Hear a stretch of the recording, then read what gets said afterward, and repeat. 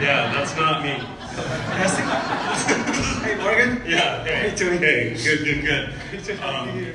Did I get close with your bedroom and speakers and product and no money? And was that Man, familiar?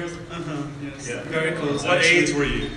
I was, well, depends on what part of it, but up Sleeping until on, 28. sleeping on your product Yeah, in Brazil. 25 to 28. Wow. Yes, and man, it was so tough because I saw all my friends like taking off, having a normal job and having, taking girlfriend, eat out sushi and stuff, and I could not afford jeans, It was like all the money I had was in the products, in the parts, and under my bed there were tools, and inside my dresser there were a ton of other parts and more tools, and man, it sucked. It was not fun. Tell us about your wonderful story. We're really glad. Awesome, man. Thank you so much.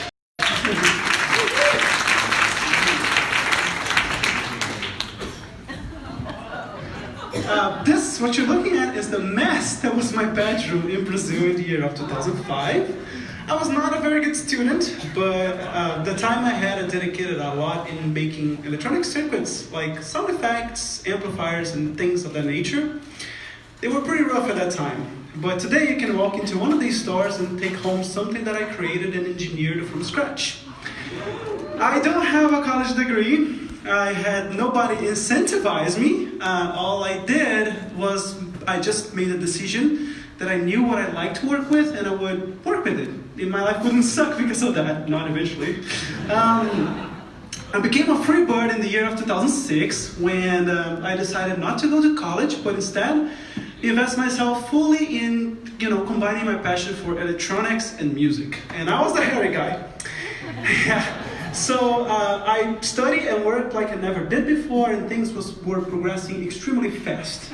Mom was awesome, so she rented me an office room with the money that would otherwise be paid in tuition, and I became a rocket man when I took an idea from paper to prototype in 4 months.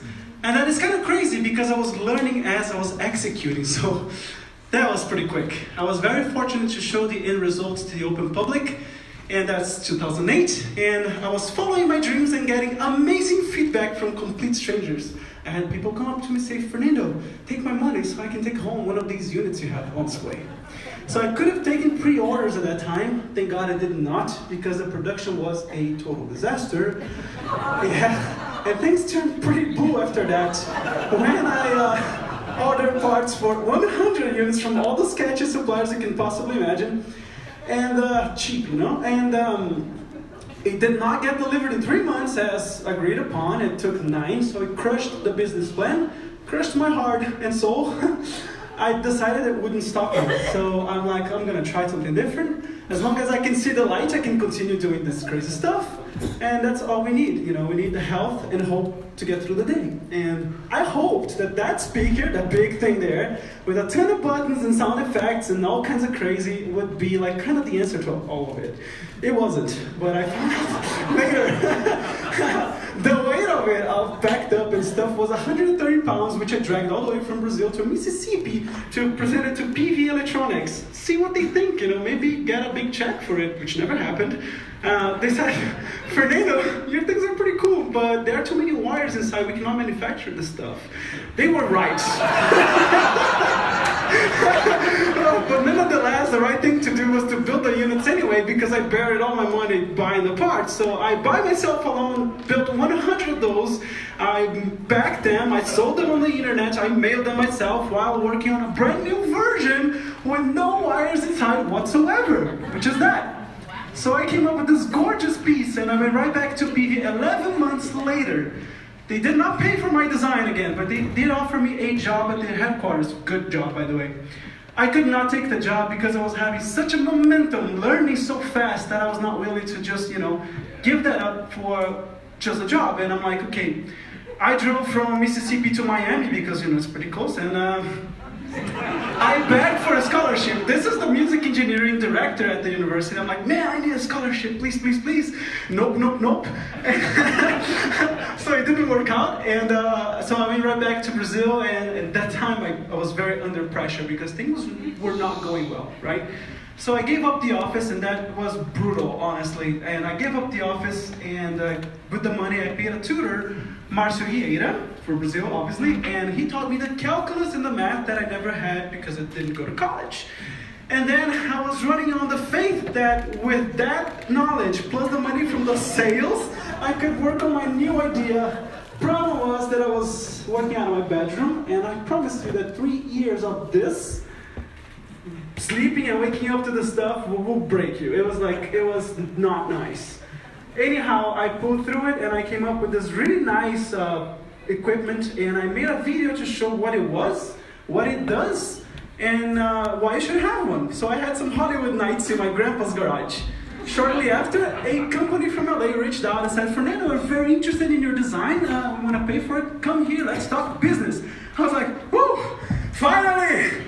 Something is actually working, thank God. And problem was my California dreaming turned into a nightmare very quickly when not only they built my units by the hundreds, if not thousands, and never paid me $1 for it, but they were trying to get me to stay and work for them illegally. So I rushed out of the country, like, no wait, this sucks. And I said, Mom, I'm coming home. Kind of got screwed over. And then went right back to Brazil. That was rock bottom. I had no more money, no more project, and I lost a lot of the hope. Anyhow, I did have the bedroom still, and I hated the bedroom, but I started to love it because it was the only thing I had left. And we play with the cards that we have, right? Not with the ones that we don't.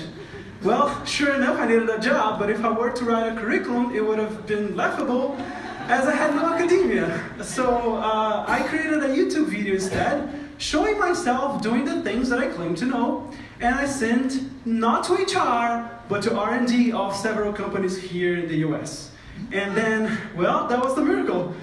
3 hours later, Kike replied, and well, today with a little help from my friends, I'm a permanent resident, legally, very legally of course. And well, you can find the products that I create in the shelves of stores around the world, and things are going pretty great. So this is the message I'd like you to take in your heart, to be a dreamer and a doer. Don't just dream and learn things to check a box. Actually learn and execute, sweat out your dreams. And on the same token, don't just work and don't dream, because then you cannot advance. You need to do both. That will take you anywhere. So anyhow, the lessons learned from this crazy journey has been all compiled in this little book that I'll be releasing mid-next year. I don't want to sell this to anybody. I'm not in this room. I want to give it to you guys because it just gave me your precious time. So send an email to payday@fpeers.com and I'll get you one. Thank you so much. Man, this is amazing.